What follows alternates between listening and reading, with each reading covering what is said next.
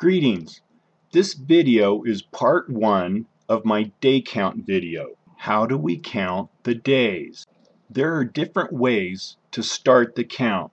There are different ways to end the count. There are even different ways to count. Let's take a look at some of the problems we're going to run into. At any given time on the face of the earth, there are 2 days happening. I'll give you an example. In the state of California, on December 31st at 9 p.m. at night on New Year's Eve, we watch the ball drop over in New York and it turns into January 1st there. And yet we still have 3 hours before we hit January 1st. So when we get a sign up in the heavens, which day do we count from?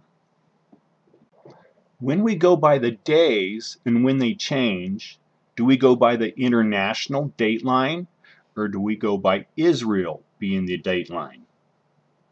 If we go by Israel being the date line, this changes some of the possibilities of the outcomes. As an example, we'll use the Revelation 12 sign in the heavens. We will also be using the Jewish calendar to count with. When the Revelation 12 sign starts, it is the first on one part of the earth and the second on another part of the earth on the Jewish calendar. However, during the end of this sign, we actually pass the date line in Jerusalem and it turns into the next day, which means that it's no longer the first and second on the earth, it's now the second and the third on the earth. Which day do we start counting from to do our day counts? Okay, so let's try and do some counting. We're going to start with the second here, which is really the 22nd, 23rd of September. That's where everybody else is counting because this is the main part of the Revelation 12 sign. If we take September 23rd as the start point and add 1,260 days, that comes up to March 6th in 2021. If we start on September 23rd and add 42 months, that equals January 16th in 2021. If we take September 23rd and add time times and half a time, that's March 16th in 2021. But how can that be? These are all supposed to be the same, according to everybody else. I just saw a new video out just a few days ago where somebody was saying these are all exactly the same. That's not true. Not only is it not true, they're completely different, every single one of them. Now we're looking at these dates from the Gregorian calendar.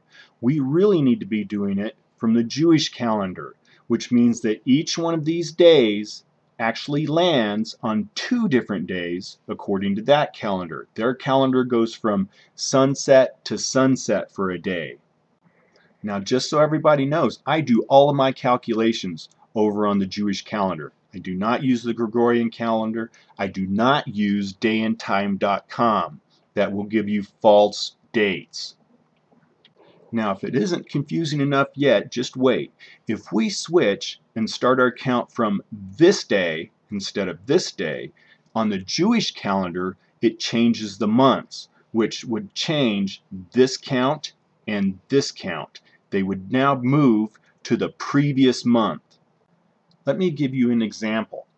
If we count from 42 months from this day, we wind up on actually this day. We don't want to go into this day because it's got to be a full month. So we would end on this day. This is actually the 43rd month. But if we go back and we start counting from this day, then we get full months just like they're set up, and we would actually end on this day. That would be an exact 42 months.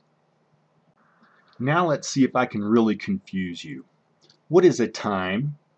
On our calendar, it would be 1 year. It'd be from March 16th to March 16th.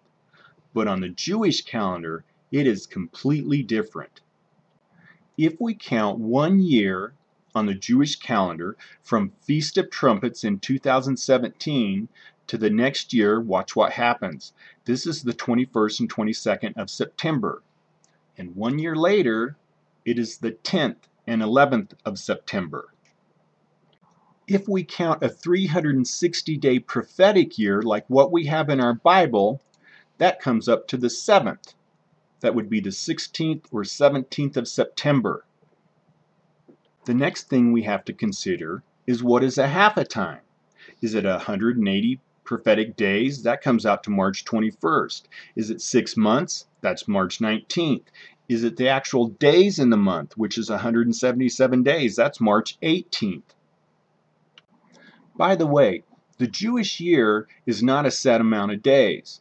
It's either 353, 354, 355, 383, 384, or 385 days a year.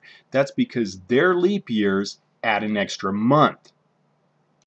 In addition to that, 3 of the Jewish months move from 29 to 30 days, and that happens in the 3.5 years between 2017 and 2021.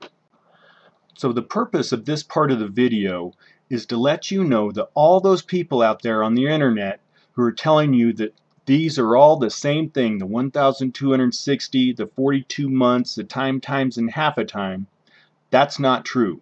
They are all different. Even though we have 2 verses that talk about 42 months, 2 verses that talk about time times and half a time, and 2 verses that talk about 1,260, they're all talking about different things. They start at different times, they end at different times. And you're not going to be able to find those days by going to this place. This place will not work on the Hebrew calendar.